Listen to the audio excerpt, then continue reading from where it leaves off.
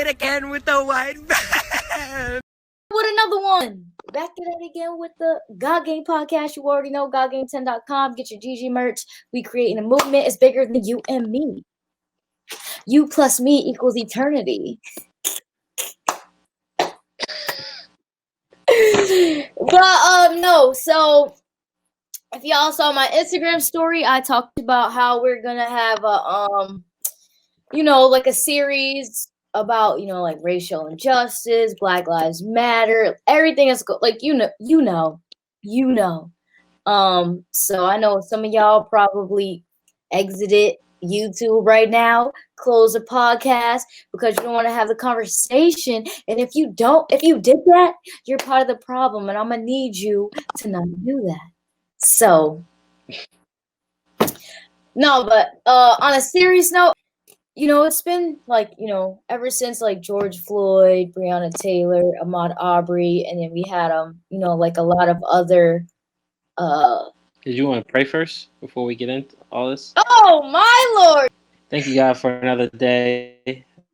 Thank you for allowing us to get on this podcast and have these talks. God, we know that times are definitely difficult with just everything that's going on. 2020 has definitely been a year for a lot of people. But God, we just pray that you use this podcast and use our voices to help have those conversations and also make change and move forward.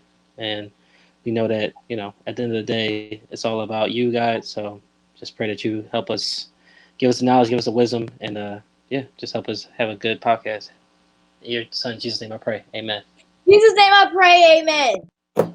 All right, back to what I was. Thank you for, catching me on that. So, after like Ahmaud Arbery, George Floyd, Breonna Taylor, passed away, we started seeing a lot of, not that we didn't know, specifically, I'm just going to talk about me and you, not that, we didn't know that it was, like, we knew it was happening, but the fact that a lot of it is just being exposed and revealed and on social media, now we're seeing instances of police brutality and racial injustice occurring. When George Floyd happened, bro, I lost it.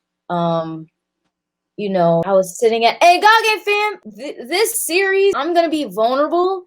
And I'm also, going to have my grandma, I call her Mama. I'm going to have Mama on. We're going to talk about growing up Black. And then she's going to talk about her growing up Black in the South. So, God Game fam, I'm going to be vulnerable. I'm letting you into, like my heart. That's the only way I can say it. My personal, like, internal thoughts. You guys are family. So, we're going to hear some of Mama's stories as well. Some of you guys might agree with how I feel. Some of you guys might not. At the end of the day, this is just how I feel being a Black woman in America. And this is just to maybe change someone's perspective and just to, share my thoughts with you, and hopefully it just helps. It helps somebody. Like I hope. Going back to what I said, like when George Floyd passed away, I was just like, for a second, I was eating dinner and I just like lost it, bro. And I just cried. I'm like, Mom, like why does America hate us? That could have been me. That could, and then also too, I had posted a while ago. I just wanted to record myself to see how it felt saying it out loud. And then I had wrote some thoughts in my notes and I said it out loud and I started bawling because, it could be anyone who I love, and just knowing that, in a part of the video that I started crying when I did it, when I recorded myself, was saying, like I pray every single day my parents like make it home safely, and then like that's no joke. Every time my parents leave, I pray to get to where they want to get to, and then their final destination, which is home safely every single day, because in the world that we live in, anything could happen. And bro, so going back to George Floyd, like I just lost it. I'm just like, dang, like Mom, why does America hate us so badly? What did we do? And she's like, we didn't do anything, but that's just how this world was, or this country was, I guess, started, like on our shoulders. Yeah. So what I was doing was, I wanted to I have some like resources like books and movies, that I want to share. But also too, what I was doing is just watching some some movies and some sermons, and I, sometimes it's hard for me to explain how I feel, but when I like listen to other people, I'm like, okay, that's maybe a better way of saying it than the way I would have said, or okay, they have me think that, like, change my perspective, or maybe I didn't even think of this. So I kind of I have some notes, and I just wrote down some points or some quotes, and I want to like read them to you, and ones that resonate with you, we can just like talk about it. I mean, obviously all of them resonate with me because I wrote them down, but yeah, some of them resonated with me more than others, but I'm gonna just kind of like go through, and bro, like, if you just stop me, you want to say something, or I might say something on certain ones. Okay, so these aren't my words. These are I got some sources. Some of them, so like Transformation Church, TC Nation, they I watched some of their sermons, and they had one on racial reconciliation, and I'm gonna just kind of go through some like points, bro, and if they resonate with you, stop me, right? So it says Okay. the government, president, schools, they can't fix this. It starts with us, the organisms, not the organization. Okay. Race obviously is a real issue in our country right now, and it's not anything new. It's just being revealed, which we know. We were never supposed to see the color of someone's skin before we saw the character of someone's life. Oof. That one hit Bro. you? Yeah, I was just like, dang. But I'm gonna get into it. I was like, dang. That one I was like, oh my God, I had to like listen to that twice. Oh, this one right here, right? Some people rob themselves of experiences because they won't surround themselves with other ethnicities. Period. Yeah. That part. No, that hit. I mean, that's definitely it's tough because I feel like that's a part of people getting out their comfort zone. So being able to be around different cultures, ethnicities, you kind of have to shrink a little bit because in order to learn from somebody, you got to be willing to be a student basically. So Exactly. for some people, coming off of their pedestal might be a little tough. Yeah, just like putting your pride aside and willing to learn. And actually too, I'm kind of gonna like skip around like based off what we talked about. So you just talked about like getting off your pedestal, right? So I had this another Mm-hmm. thing I watched on YouTube TV, and it's called How to Be an Ally, right? So it says, Mm-hmm. ally, definition of an ally, a person of one social identity group who stands up in support of another group. Typically a member of a dominant group who supports those of a discriminated against, of the group that's discriminated against or treated unjustly. So it says like how to be an ally, right? Shut up and listen, and then speak. And after you do that, speak up. And kind of going back to what you said, people have to get yourself off a pedestal, right? So for the first part, when it talks about like being an ally, shut up and listen, right? So it says, you have to be willing to listen to how you hurt people, even if you did it on accident. You have to be willing to listen to the terms and slang that you use. If someone corrects you, say, like they're offended, like, hey, like, when a group is explaining how someone from, so if, okay, I'm gonna just use black and white. If someone from, if I'm explaining to someone of a different race, someone who's white or Asian or Latino, whatever, if I'm explaining to them how someone in their, race has discriminated, have how I've been discriminated against by them, it's that person's responsibility who I'm speaking to listen to what I'm saying and not try to justify the actions, even though I'm not speaking directly about them. Mm-hmm. So I that's mean, another. that's like, so I was thinking as you were saying that, like, the one main component for me is listening, because most people and this is just in general conversation, not just with this racial issue, but most Mm-hmm. people listen to reply versus listening to like actually hear what the person is saying. So they're basically waiting for an opportunity to impose their own thoughts or impose their own what they want to be said versus actually listening and hearing what the other person is saying. And that's as again, that's not just in these issues and these talks.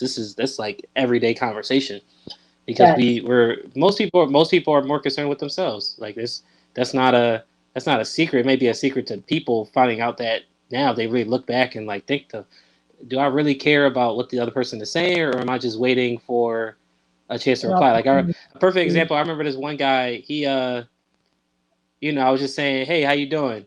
And he was like, "Oh, not really too good. I'm going through this. I'm going through that." And I was like, "I'll be honest, dude. I thought you were just going to say fine and like just kind of like walk away."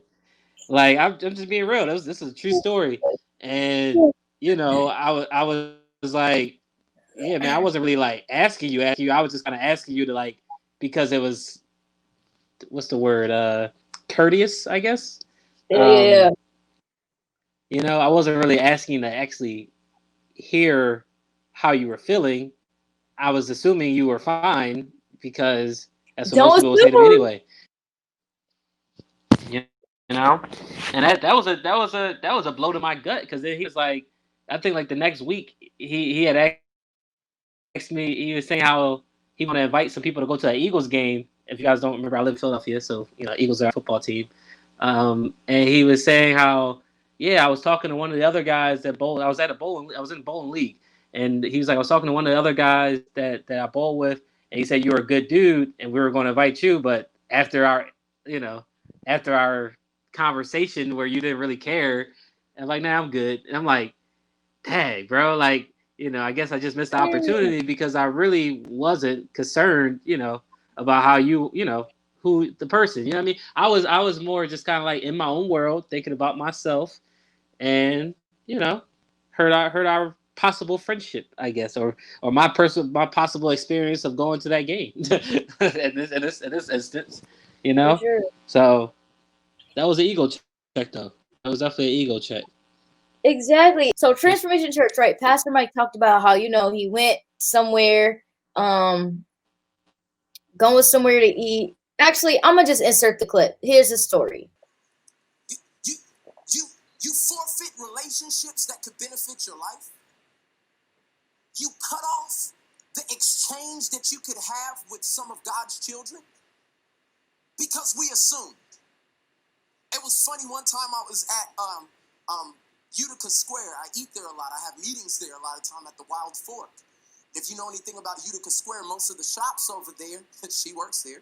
Most of the shops over there, they're upscale shops. They're a little more expensive shops. So I'm eating at the Wild Fork, and I look hood this day. I mean, I'm in a hoodie. I'm in some J's. I just came from working out. But the people know me there. We have great relationship. And so I intentionally do stuff to throw people off. Like, I just intentionally. So I went up to this elderly white woman, and she saw me coming. And you know how when you're trying to look at somebody, you're not trying to look? She's like.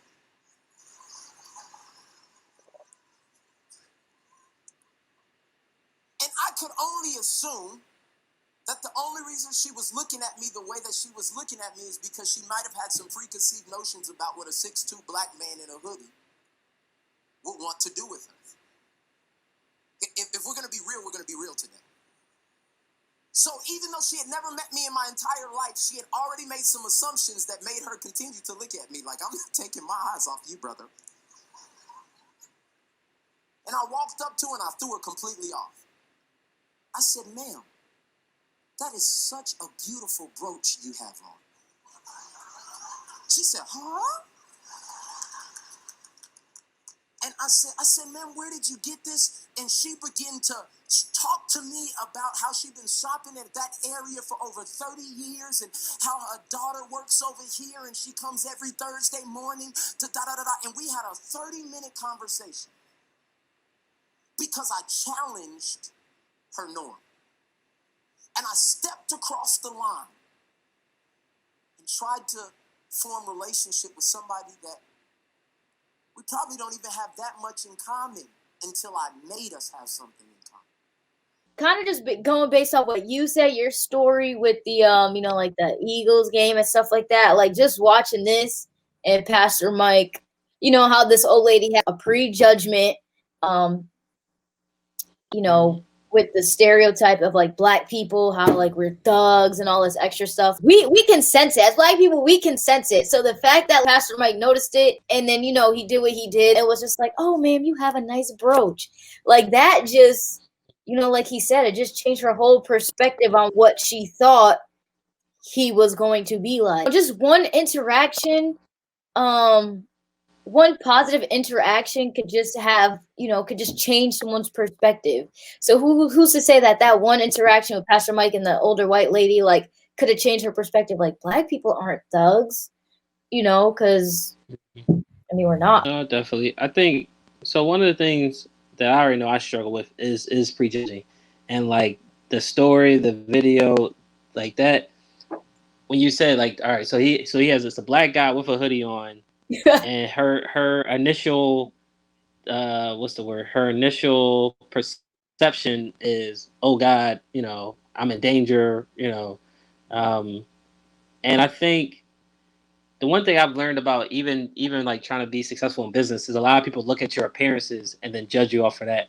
So part of it I feel like definitely is prejudgment, but then also I think part of it is also knowing how to play the game, like the game of life. Because life, at the end of the day, life is a game. Like there is a game at hand, and you have to know the rules I want to say to be successful, because at the end of the day, I guess you can change the game and you could do it your own way and this and that. But I feel like I heard this quote one time where it said how it's more easier for an environment to change an individual than it is for an individual to change an environment. So, trust me, I understand. Like, it sucks being prejudged. It sucks, being what's the word? Criminalized by the way you look and stuff like that. But also, I feel like part of it's a part of the game. Like, we could fight all these fights to try to change the game, which is an admirable fight. We may not see the fruition of it before our deaths. You know what I mean? Because at the end of the day, man, we've been dealing with this for a long time. It's not like slavery and injustices and racial injustice or segregation. Like, it's not like any of this stuff is like new. It's just like you said, with like I think you said in one of your quotes, it's just more light that's being shown on it now. You know what I mean? So I feel like part of it is also we gotta learn how to play the game too. Like it's not fair. Like I remember watching this one video. We both look at Eric Thomas. I don't know if you could put a link in the description, but he had this video where he was talking about like you owe yourself, and like part of the video he was saying is something called racism. I'm not gonna cry about it. Like it's gonna be racism to the day I die. You know what I mean? Like some of it, I feel like we could keep trying to like fight these battles, or we could just figure like, all right, bro, what do I got to do to rise above this? You know what I mean? I may have to work 3 times harder. It's not fair. Life ain't fair, bro. Like I feel like a lot of times I'll see videos, and I'm not saying they're justified or anything like that, but I'll see videos where I'll see somebody literally fighting the police or something like that, and be like, oh, he brutalized me. I'm like, bro, bull got a gun. He literally could take your life in an instant. Like, why are we fighting? Like, you know what I mean? Like, I get that we have to protect our rights and stuff like that, but it's like, bro, my man literally can shoot you, and nobody will. Well, I should say nobody will care, but like the government or justice system will say that it was in self-defense or something like that. You know what I mean? Like, I feel like part of the problem also is that we try to fight this stuff our own way versus like, all right, what are the rules of engagement? When I get stopped by police, my hands are on the wheel. If he asks me to go to my glove compartment, I'm on like, hey, can I really go to the glove compartment? Because I don't want you to shoot me because I am a black male here. Like, you know what I mean? Yeah, Like some but of like, it, you know what I mean? I'm not saying it's fair. I'm not saying it's fair. yeah, we all know life's not fair, and I understand, but that's still not a reason to just give up. Like I feel like you just telling people like, oh, well, we already know this is how they are, so let's just like we already know as black, like specifically black people, because that's what me and you are. Like we know how to interact with police. We know how to interact in certain environments, in certain areas. Like, we know how to pretty much code switch when we need to. And I honestly think we just do that subconsciously because we already know what can happen. And I feel like our survival instincts take over. But I still think that we need to, continue fighting. And like I said, it's just, I think people's hearts need to change. Like, I feel like that's really the only way for I don't think, like Pastor Mike said, I don't think it's the government. I don't think it's school. I don't think it's I think it's people in general. Racism is learned. It's not something that you're born, you're like, I'm racist. Like, that stuff is learned. So it's parents' jobs to make their kids aware that racism is a real thing. But if those who do grow up with anyone in their family who may be racist, I think as they get older, it's kind of their responsibility. It might be a lot to say it's their responsibility. Pretty much, we're just transforming our mind, like rewiring ourselves. They have to teach themselves that race. I don't know what I'm trying to say. Right. Like, they have to teach themselves about racism because they grew up racist. So they have to, like, you know what I'm saying? Like, rewire all that stuff so that they are no longer racist, if that makes sense. And whether that be reading or interacting with, different races and ethnicities, but it's just like, if you're racist, how can you do that with, interact with other races, but also, like, if you're racist, how do you interact with other races to allow yourself to transform your thoughts that you were taught? You know what I mean? Mm-hmm. Like, that's just, I don't know, bro. Yeah, I don't have an answer. I don't have an answer on that one because I'll be honest. I gave a ride to I gave a ride to a guy last week. He's a psychotherapist. Well, basically, just means he's a psychologist.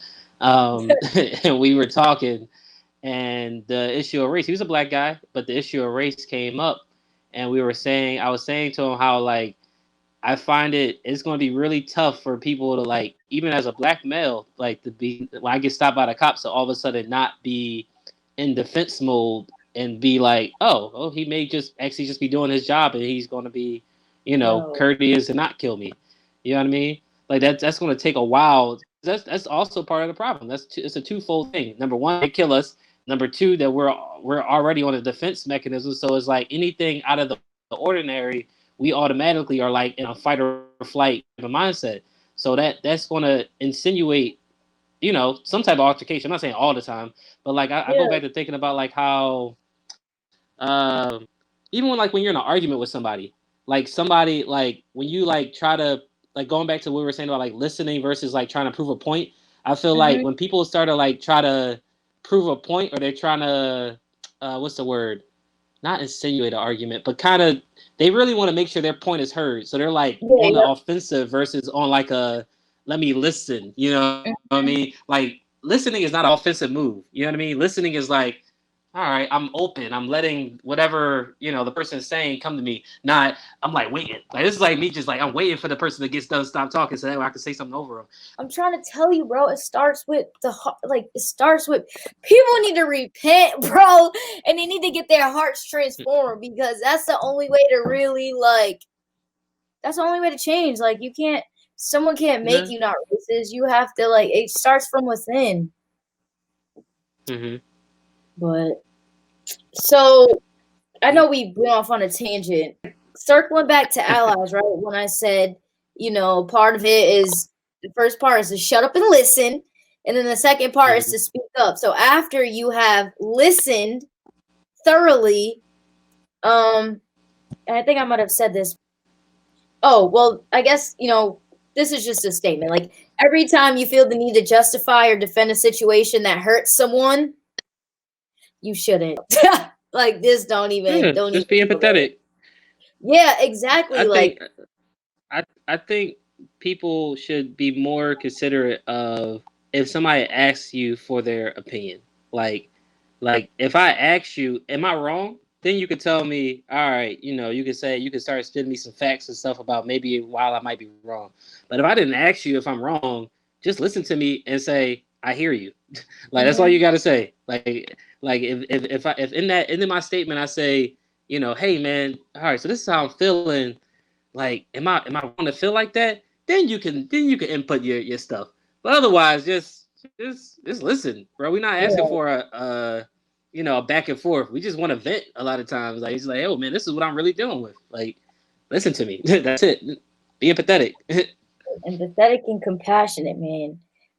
So when it comes to like speaking up doesn't mean using your voice as authority, but it's an avenue between what you have listened to and like how to take action. That's what we need as Black people in America. As far as allies, like I think we too gotta realize that everybody not going to be for us too. You know, like we can have these conversations, and doesn't mean that people are all of a sudden going to change their thinking or um, come to our aid, come to our side and Yep, stuff like that. of Like course. the conversation is a starting point. You know what I mean? It's an exposure, but like don't get upset if we have these conversations and then that person still doesn't necessarily see your point of view. It may take another exposure. Like we have a thing in sales where it's like it takes I think it's like 4 to 10 exposures before somebody's ready to commit usually or something like that. Um, and I'm not saying this is exactly the same thing, but like that mindset could be helpful. Like, all right, your talk with that person might have been the first exposure.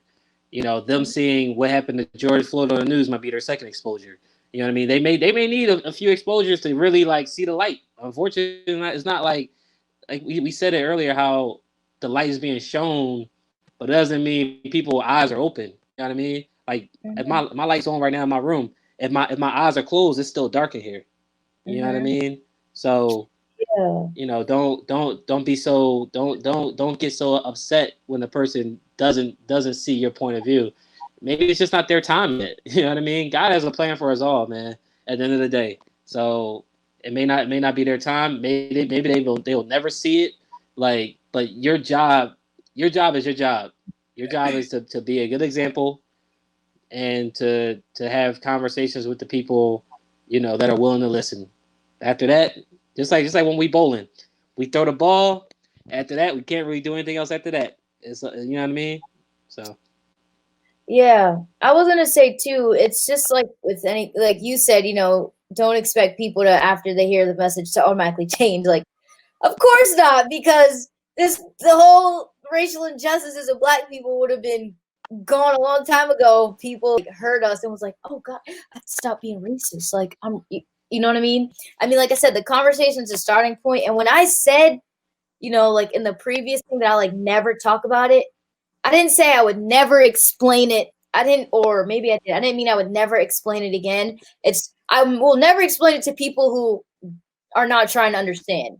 If you genuinely are trying to understand, you want to learn, like, my perspective or whatever the case may be, then of course I'll explain it to you and I'll talk to you about it. But if you're gonna be hella ignorant, that I don't have time for. So, um, right.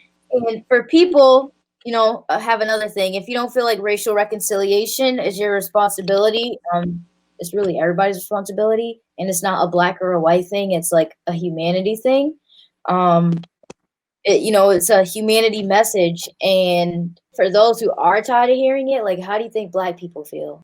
How do you think I feel? How do you think my mom feels, whenever I leave the house? She'd be texting me, calling me. If I don't answer, like, blowing up my phone just to make sure that I'm okay. How do you think Black families in America feel?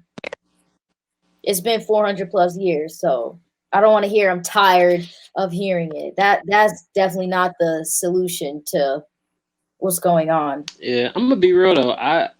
This may sound dumb, but like I feel bad sometimes for the white people that don't know what to do, like the ones that aren't racist, but like they're probably really really like fearful of like stepping out, but at the same time they're not really sure how to step out. Like Hmm. I don't know, because I gave a ride to this one guy the other earlier, was it last week? Also, another guy I gave a ride to. This guy was actually a white guy. Maybe I think he said he was mixed, even though I couldn't tell. Um, Yeah. he was saying how his wife is Puerto Rican, I think, and he was saying how in her country they're the majority, but here they're the the minority. But at the same Mhm. time, she doesn't want to feel like somebody needs to save her. You know what I mean? She doesn't want saving. She just like she wants to be a person. She just wants to be a Yeah. person. Like she doesn't want somebody to save them. She doesn't need anybody speaking up on her behalf.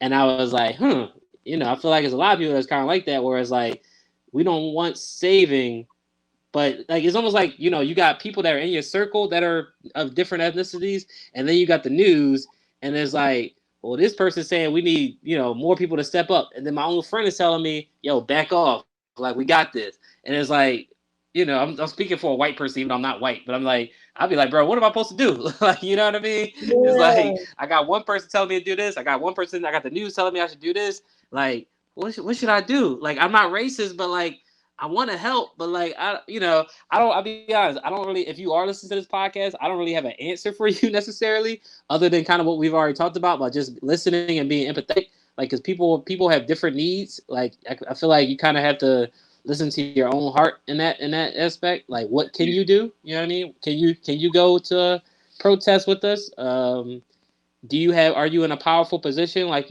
like they were talking about like some of the these NFL and NBA owners and stuff like that, where you guys actually do create affect political change and stuff like that. What can you do? Ask yourself that. I Mm. would say start off there. What can I do, and then work backwards from there. Actually, too, here's a clip of Pastor Mike, and I forgot the other dude's name, but he'll say it. And it's just pretty much how the white pastor used his power and his influence to help out Pastor Mike. I want to say this, like, you don't got to clap for that, because without Bishop and Pastor Debbie using their privilege, using their power to empower, I would not be standing here. He gave me, now I want you to see this picture that we don't see very often. He gave me his life work and trusted me to take it to another level. The first bank loan that I ever got was because you took me and introduced me to the banker. You used your influence and your power, and you stood behind me and said, he doesn't have the credit, but I back him. And because you used your privilege and your power, now me and that banker are best of friends. Because you used your privilege and your power, and you stood next to me, we've walked into places and been treated differently. But I want to thank you publicly for using your privilege and your power to give me an equal opportunity. And because you've given me equal opportunities, now I'm able to give other people equal opportunity. And when we stood here with all of our staff, with the staff that was in the room, and I saw all those different ethnicities, it was the decision you made on Greenwood and Archer that 20-something years later would produce a staff that could look like heaven. And today, Transformation Nation, if you love anything about this ministry, can we give God praise for Bishop Gary and Pastor? Oh, we can do better than that. Oh no, we need to applaud and be proud of and give great. We don't just attack people when they don't do it. We celebrate people when they do it, when they do make a difference. And I want to say thank you. Use your power and your influence as a white person in America to give someone else, of another race an opportunity. And I think that's huge. Just kind of like Serena Williams, her husband, Alex, he, used his power and he stepped down from his company to give a black person I don't even know what the title was, but like he stepped down to give them, and like that stuff that it will definitely. That's something. I'm not saying you need to step down from your job, or whatever, but like it's an example. Just realize or figure out the power that you have, and if you can help anyone in any way, to achieve their goals or dreams or whatever the case may be, like that's a step forward. Yeah. Yeah, it doesn't have to be a giant step. Just need some steps. Yeah, we just trying to go forward. That's all we trying to do. We ain't trying to be stagnant. We ain't trying to go backwards. We just trying to move forward. But also too, y'all already know, go to coolwick.com, or you can go to, go to my jerseys collection, or you can just go to my website and it'll take you directly to the to my jersey collection. And, all the proceeds I make from the Black Lives Matter jersey are going to be donated to social justice organizations. And you already know, we're going to end it like this. Because my name is GG. And I rock like this. Happy games right here. Mama about to be on here. We finna be freaking lit. That's it! Oh my God, I don't know what to say. Cockhead fam, we love y'all. We appreciate y'all. You already know who it is.